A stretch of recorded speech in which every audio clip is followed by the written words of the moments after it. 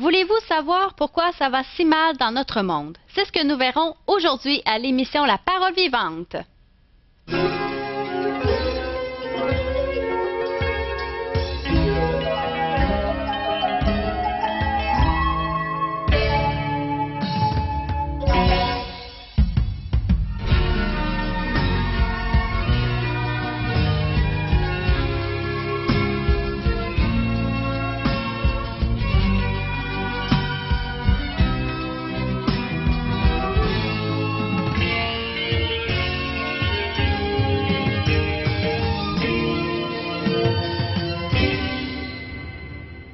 Bonjour et bienvenue à vous à la maison.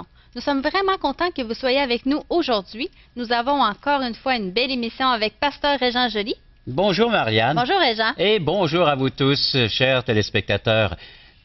Pourquoi ça va si mal dans le monde? Ou bien, on se pose la question. J'espère que vous vous êtes posé la question.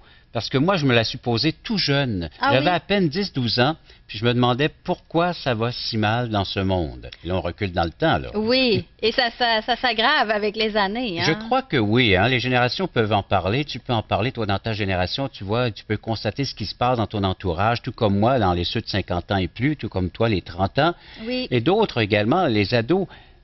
Comment se fait-il qu'il y a une flambée de violence, de difficulté de pouvoir communiquer avec les autres, malgré qu'on est dans un ère où est-ce qu'on réussit à communiquer avec le monde entier par Internet, mais on a des difficultés dans notre propre famille de dialoguer, de discuter. C'est plus un créologue qu'un dialogue. C'est vrai. Et puis, des personnes qu'on aime, du jour au lendemain, on ne sait même pas pourquoi, on se met à les haïr. Il y a aussi toutes les guerres. Dans le fond, c'est pas juste les guerres entre les individus, mais entre les pays. Les pays, les nations et les peuples. Alors, on est assis sur un baril de poudre, prêt à éclater n'importe quand. On regarde ça à la lumière des Saintes Écritures? Oui. Alors, vous me suivez, messieurs, dames? Et puis, je vais m'installer comme ça et de pouvoir vous rapprocher, donc, de la parole de Dieu et d'entendre cette vérité nous parler, parce que Dieu nous donne des réponses concernant ce questionnement. Pourquoi est-ce que ça semble aller si mal dans ce monde dans lequel nous nous trouvons? Et vous pouvez certainement le constater, vous n'avez donc à vous documenter moindrement, que ce soit d'ouvrir votre poste de télévision ou bien votre journal quotidien. Vous allez voir dans les premières pages comment est-ce que ce monde est bouleversé par cette présence du mal. D'où vient le mal? Pourquoi ça va si mal dans ce monde? La réponse, on la retrouve entre autres vers la fin du Nouveau Testament, juste avant d'entamer l'Apocalypse, parce qu'on sait que l'Apocalypse annonce les choses à venir, et puis il y a plusieurs grandes catastrophes qui sont à venir, mais juste avant, l'apôtre Jean a reçu des révélations aussi de l'enseignement venant du Seigneur Jésus, le Maître par excellence, qui nous parle des choses morales, spirituelles. Et dans 1 Jean chapitre 5, il nous y dit cette vérité. Prenez-la par écrite ou bien retenez-la. Et si vous avez un Nouveau Testament, vous allez pouvoir vérifier 1 Jean, donc l'épître de l'apôtre Jean, chapitre 5, le verset 18 et 19. Nous savons que quiconque est né de Dieu ne pratique pas le péché ou le mal sous diverses formes, mais celui qui est né de Dieu se garde lui-même et le malin ne le touche pas. Il y a des thèmes à retenir ici, donc, dans le cadre de cette vérité. Le péché, c'est-à-dire toute offense portée envers Dieu ou le mal fait envers notre prochain. Il y a également, donc, le malin. Le malin ne le touche pas, celui qui est né de Dieu. Et le verset 19 va nous donner la réponse à notre questionnement d'aujourd'hui. Nous savons que nous sommes de Dieu et que le monde entier est sous la puissance du malin. La parole de Dieu, Dieu lui-même, déclare solennellement que ce monde entier vit sous une puissance démoniaque, une puissance qui est caractérisée par la présence du mal.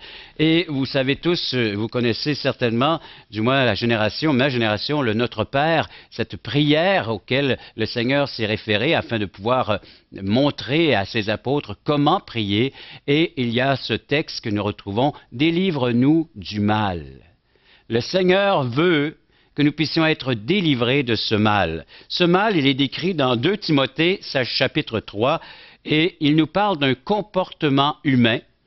Et ce comportement qui est décrit, eh bien, nous place devant cette situation des temps des derniers jours, des temps classés comme difficiles. Difficiles parce que les hommes seront égoïstes, amis de l'argent, fanfarons, hautains, blasphémateurs, rebelles à leurs parents, ingrats, irréligieux, alors ne voulant plus donc rien savoir de la religion et des systèmes. Ça, c'est 2 Timothée chapitre 3. Je poursuis au verset 3. Insensibles, déloyaux, calomniateurs, intempérants, cruels, ennemis des gens de bien, traîtres, emportés, enflés d'orgueil, aimant le plaisir plus que Dieu.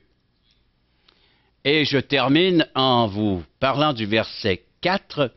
Traîtres, emportés, enflés d'orgueil, donc ayant l'apparence de la piété, mais reniant ce qui en fait la force. Voilà le comportement humain qui est décrit par ce mal qui est présent. Et le Seigneur va dire, vous savez, c'est du cœur que vient cette manifestation de la présence de ce qui nuit dans nos relations interpersonnelles et qui nuit à notre relation avec Dieu. Je vous invite à porter une attention toute particulière à l'invitation qu'on vous fait présentement. Nous vous invitons à nous contacter pour recevoir gratuitement de la littérature. Vous recevrez le Nouveau Testament, une portion des Écritures relatant la vie de Jésus, ainsi que l'Évangile de Jean qui parle de comment connaître Jésus et sa merveilleuse promesse. Un tract, Aujourd'hui l'espoir, c'est Jésus seul.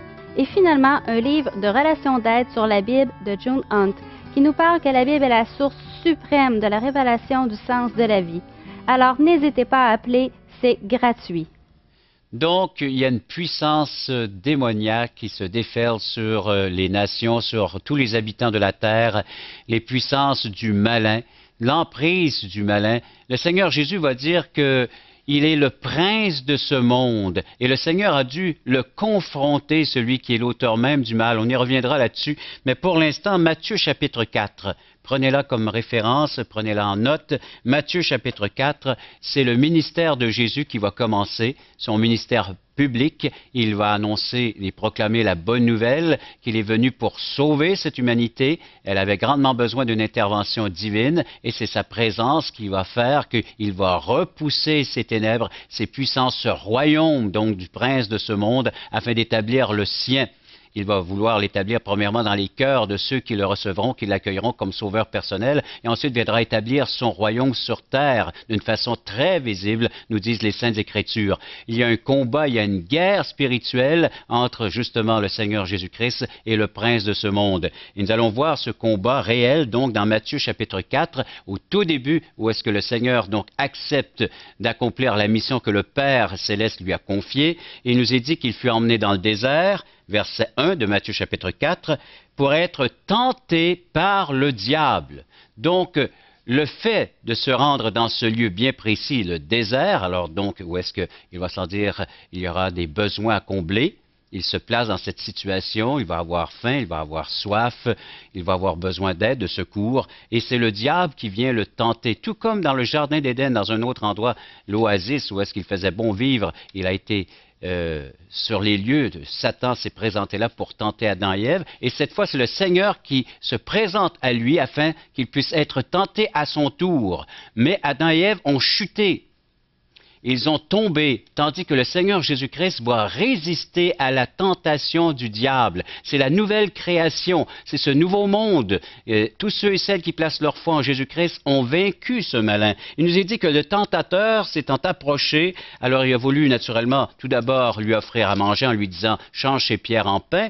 Et encore une fois, le Seigneur a dit « je ne tenterai point le Seigneur Dieu, son Père. Il va faire uniquement ce qui est la volonté de son Père et non obéir à la voix du malin ». Et c'est la même chose, au verset 5, le diable le transportait dans la ville sainte, alors à Jérusalem, le plaçait sur le haut du temple, et encore, si tu es le Fils de Dieu, jette-toi en bas, car il est écrit, il connaissait très bien les textes sacrés de l'Ancienne Alliance, de l'Ancien Testament, il te donnera des ordres, et les anges viendront t'aider à ton sujet, ils te porteront sur tes mains. Et encore une fois, le Seigneur refuse de faire ce que Satan lui demande de faire, et pour démontrer encore une fois que le diable est vraiment le prince, l'adversaire, c'est ce que veut dire le diable, donc celui qui est venu pour tenter. Il est dit que le diable le transportait encore sur une montagne très élevée, et encore une fois, là, il va lui demander donc de s'agenouiller, d'adorer sa personne, et il était pour lui offrir le monde entier, les nations. Alors, encore une fois, il a usurpé, il a volé donc ce monde qui appartenait à Dieu, il s'en est accaparé. Et puis maintenant, il est prêt à l'offrir au Seigneur si le Seigneur est prêt à l'adorer. Et le Seigneur lui dit quoi? Il lui dit, retire-toi, Satan, car il est écrit, tu adoreras le Seigneur ton Dieu, tu le serviras lui seul. Alors le diable le laissa, cet adversaire, et on sait qu'il va refaire donc surface un peu plus tard à la croix, lorsqu'il tentera le Seigneur Jésus d'essayer d'éviter la croix. Le Seigneur va s'y rendre, il va se soumettre à la volonté du Père, et c'est là, une fois qu'il sera naturellement crucifié, enseveli et ressuscité, il obtiendra la victoire sur le prince de ce monde. Voilà donc cette victoire qui est acquise une fois pour toutes. Il est venu donc apporter cette victoire à quiconque veut bien s'en accaparer par la foi, par une simple confiance. C'est l'état chaotique présentement dans cette humanité. Elle a besoin d'être sauvée moralement. Elle est laissée à elle-même, elle a besoin d'une intervention divine et le Seigneur Jésus-Christ vient. Et c'est pour ta vie qu'il est venu, afin de pouvoir la racheter, afin de pouvoir la sauver de cet état de perdition éternelle. Donc, c'est à toi de lui faire entièrement confiance. Oui, l'ennemi est venu, la terre a été envahie par que je pourrais dire, donc, cette multitude d'êtres, d'individus, donc, qui avaient été créés pour la gloire de Dieu et qui, lorsque cet ange déchu a entraîné avec lui toute une partie du moins de l'armée ou de ses serviteurs célestes, angéliques, et qui maintenant ont envahi la terre afin de pouvoir naturellement influencer l'être humain dans son comportement comme on le voyait précédemment et d'avoir un comportement qui reflète plutôt le mal que le bien, et la seule façon de pouvoir s'en délivrer, c'est d'avoir une confiance entière dans la personne et dans l'œuvre du Seigneur Jésus-Christ, qui est venu accomplir une fois pour toutes le seul moyen de délivrance. Nous vous invitons à nous contacter pour recevoir gratuitement de la littérature. Vous recevrez le Nouveau Testament, une portion des Écritures relatant la vie de Jésus, ainsi que l'Évangile de Jean qui parle de comment connaître Jésus et sa merveilleuse promesse. Un tract, aujourd'hui l'espoir, c'est Jésus seul. Et finalement, un livre de relations d'aide sur la Bible de June Hunt, qui nous parle que la Bible est la source suprême de la révélation du sens de la vie. Alors n'hésitez pas à appeler, c'est gratuit.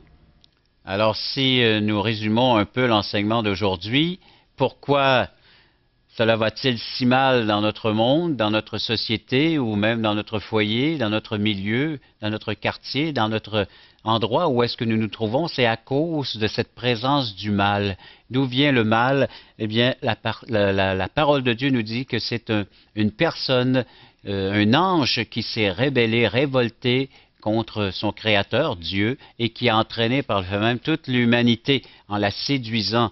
Entre autres, Apocalypse chapitre 20 nous fait la lumière sur ce qui va arriver, justement, de celui qui est appelé l'adversaire de Dieu. Je vis descendre du ciel un ange. Heureusement, il y a des anges qui sont demeurés fidèles à leur poste, fidèles à l'adoration envers leur grand Dieu, leur Créateur, fidèles donc au service de celui qui leur a donné cette présence et qui avait la clé de l'abîme. Alors, il y a un ange qui va venir ouvrir un lieu appelé Abîme, une grande chaîne dans sa main, et il saisit le dragon. C'est la façon également qu'on peut exprimer la Trinité, parce que Satan a sa Trinité, le dragon, le serpent ancien, qui est le diable, et Satan. Alors, donc, c'est trois personnages de la Trinité satanique, et il le lia pour 1000 ans. Il jeta dans l'abîme, ferma et scella l'entrée au-dessus de lui, afin qu'il ne séduise plus les nations jusqu'à ce que les 1000 ans soient accomplis. Après cela, il faut qu'ils soient déliés pour un peu de temps. Donc, pendant 1000 ans, il y aura la paix sur la surface de la terre. Ce mal ne se manifestera plus comme on le voit aujourd'hui, parce que justement, ses adversaires, cette Trinité, Satan lui-même, seront jetés dans l'abîme, donc afin qu'ils ne séduisent plus les nations. Mais aujourd'hui, en tant qu'individu, toi qui écoutes cette émission, comment faire pour te délivrer du mal? Comment faire pour ne plus pratiquer ce mal qui est en train de te détruire et qui détruit ton entourage et les autres personnes qui sont là près de toi? Comment faire? Lisons ensemble donc la première épître de Jean, chapitre 2 et le verset 12. Jean écrit donc aux croyants de son temps et on peut en tirer des leçons. Je vous écris petits-enfants. Les petits-enfants, c'est ceux qui sont nés spirituellement. C'est ceux qui ont accueilli Jésus-Christ comme leur sauveur personnel. C'est ceux qui ont reconnu que le mal était en eux et qu'ils ne pouvaient rien faire à l'égard de ce mal. Ils n'avaient aucun pouvoir. Ils ne pouvaient y remédier. Donc, ils ont fait appel à celui qui est venu vaincre Satan, Jésus-Christ. Ils l'ont invoqué, imploré comme leur sauveur personnel. Petits-enfants, ceux qui sont nés justement de cette nouvelle création, née de nouveau, née d'en haut, la nouvelle naissance, parce que vos péchés vous sont pardonnés.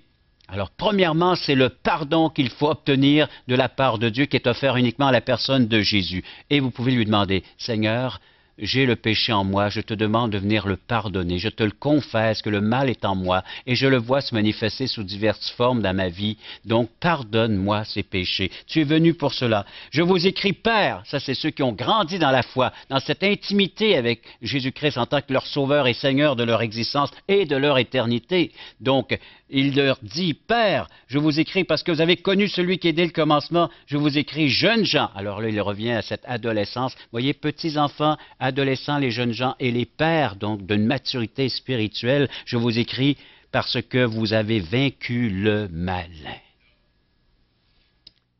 Vaincre le malin, c'est ce que nous devons tous expérimenter, chers amis. Vous qui êtes à l'écoute de cette émission, je vous dis que c'est possible de vaincre le mal qui est en vous, plutôt que de vous laisser asservir, plutôt que de demeurer dans un état, donc, comme vous l'êtes aujourd'hui, sous cette forme d'esclave, ou est-ce que c'est le mal qui vous dicte votre manière de vivre? Le Seigneur nous dit, ne livrez plus vos membres maintenant au péché, mais livrez-les à la justice de Dieu. Ça, c'est Romains, chapitre 6, chapitre 7. Vous allez retrouver cette belle vérité qui est annoncée, qui est proclamée, que ce n'est plus le péché qui va nous dicter notre manière de vivre, mais c'est la justice de Dieu. On transfère d'un royaume à un autre, d'une sphère à une autre sphère. On quitte le royaume des ténèbres, de la mort, là où régnait le mal, la violence et tout ce qui peut décrire, tout ce qui vient du malin, et de pouvoir transférer dans un royaume où est-ce qu'il fait bon vivre, le royaume de lumière, le royaume de la vie.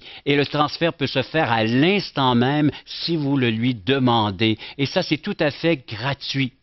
Cela ne dépend pas de vos propres efforts, ça dépend d'un choix. Oui, je vous invite à faire un choix à l'instant même.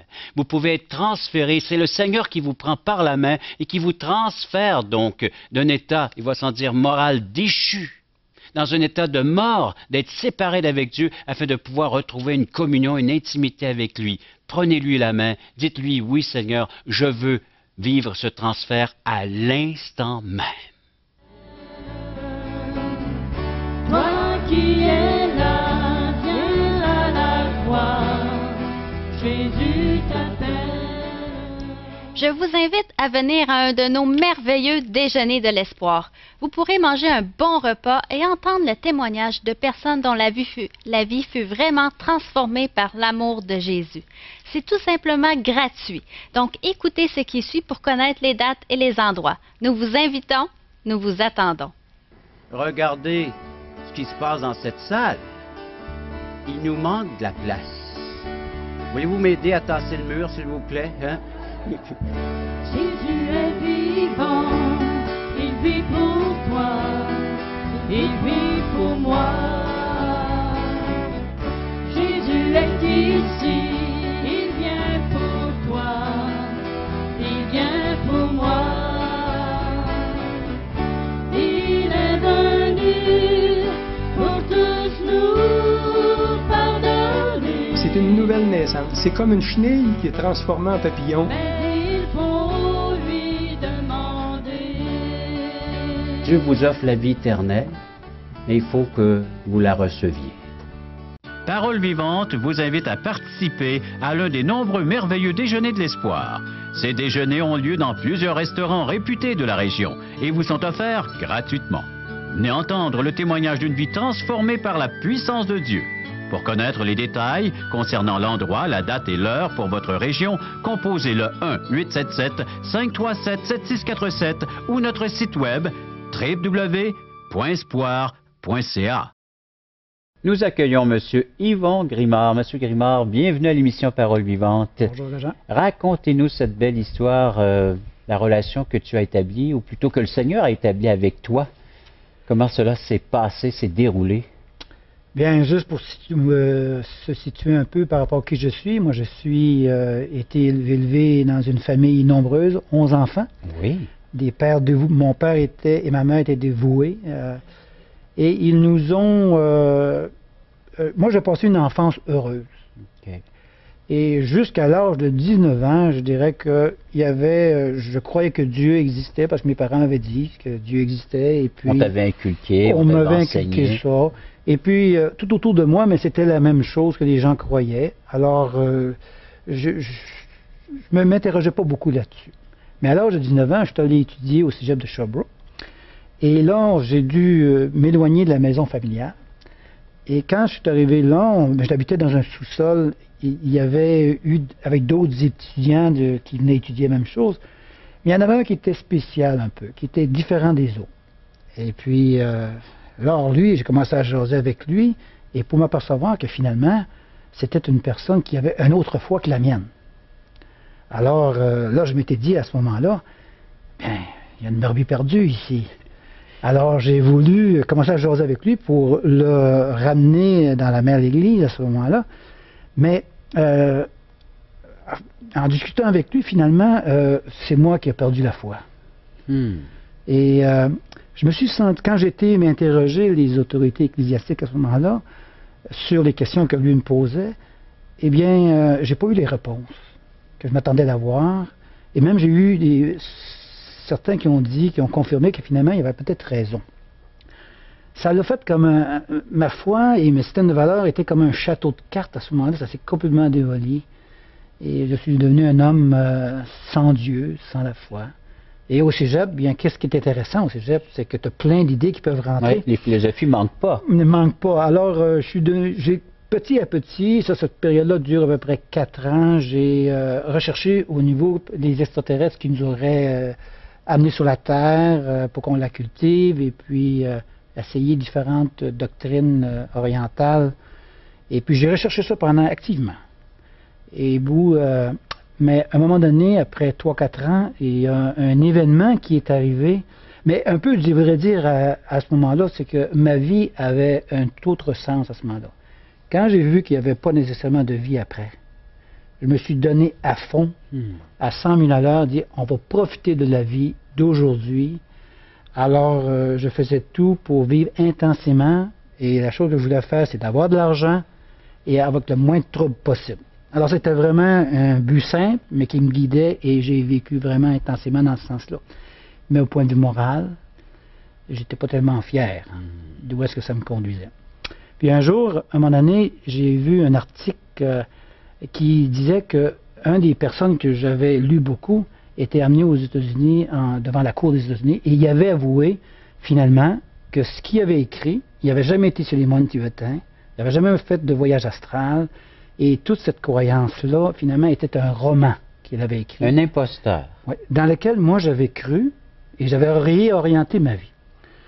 À ce moment-là, ça a commencé à démolir. Puis là, on m'avait trompé la première fois, je me suis senti trahi, mais maintenant, c'était moi-même qui t'avais trompé dans ma philosophie. J'étais loin d'être satisfait de ce que je vivais là. Et là, je me suis rappelé de cette personne-là qui m'avait, il y a 4-5 ans, parlé de la Bible. Et là, je l'ai contacté, j'ai dit, est-ce que tu peux m'envoyer ça? J'ai reçu les Bibles et j'ai commencé à lire. Et c'est en lisant, avec un autre œil, et même si au début je disais, je trouvais ça plate, j'ai même crié à Dieu. J'ai dit une prière, j'ai dit, si Dieu t'existe, bien il faudrait que tu me montres. Puis si ce livre-là est ton livre, bien fais quelque chose parce que je trouve ça plate, puis bientôt je vais former le livre. Mais il m'a répondu. J'étais en train de lire dans Matthieu 13, il parlait du semeur, et quand il a parlé des différentes semences, où est-ce que ça tombait, je me suis aperçu que si la parole ne pénètre pas, c'est parce que mon cœur est trop dur. Et c'est à ce moment-là que Malgré mes questions, j'ai posé beaucoup de questions, j'ai rencontré des personnes pour répondre au pourquoi Jésus était venu, pourquoi, parce que j'en avais beaucoup. Eh bien, pour finalement m'apercevoir qu'en lisant la parole de Dieu, Dieu me regardait comme étant un pécheur, que j'avais de la misère à admettre, mais qui m'avait donné une solution. Et il m'avait donné aussi une autre vie possible pour moi. Et c'est là que ça s'est fait. À ce moment-là, tu as fait un choix. J'ai fait le choix de suivre Jésus-Christ, au lieu de suivre mes idées ou les idées des autres. Et un choix que nous pouvons tous faire maintenant, le choix de suivre l'enseignement et de vivre avec Jésus-Christ.